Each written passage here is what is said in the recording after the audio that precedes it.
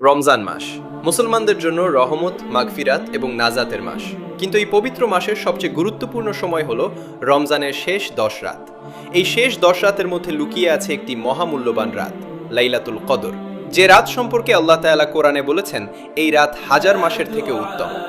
রমজানের শেষ 10 দিন আসলেই রাসূল সাল্লাল্লাহু আলাইহি ওয়াসাল্লাম ইবাদতে আরও বেশি মনোযোগ দিতেন।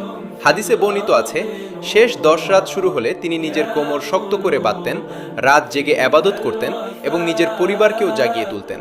এটা আমাদের জন্য একটি বড় শিক্ষা। রমজানের শেষ সময়টাকে কখনো অবহেলা করা যাবে না। লাইলাতুল কদর এমন একটি রাত যে রাতে ফেরেশতারা পৃথিবীতে নেমে আসে।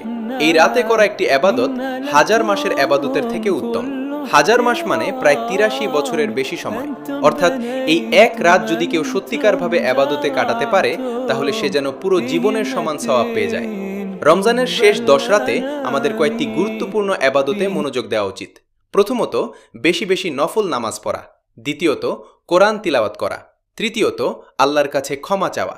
একটি দোয়া আছে যা এই সময় বেশি পড়তে বলা হয়েছে, অর্থাৎ, হে আল্লাহ, আপনি ক্ষমাশীল এবং ক্ষমা করতে ভালোবাসেন, তাই আমাকে ক্ষমা করে দিন। অনেক মুসলমান এই শেষ 10 দিনে মসজিদে ইতিকাফ করেন।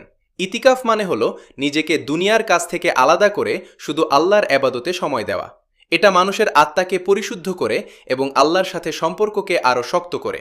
বন্ধুরা, রমজান খুব দ্রুত চলে যায়। অনেক মানুষ রমজান পেতে চেয়েও এই বছর রমজান পায়নি। তাই আমাদের উচিত এই শেষ 10 দিনকে জীবনের সবচেয়ে গুরুত্বপূর্ণ সময় হিসেবে দেখা।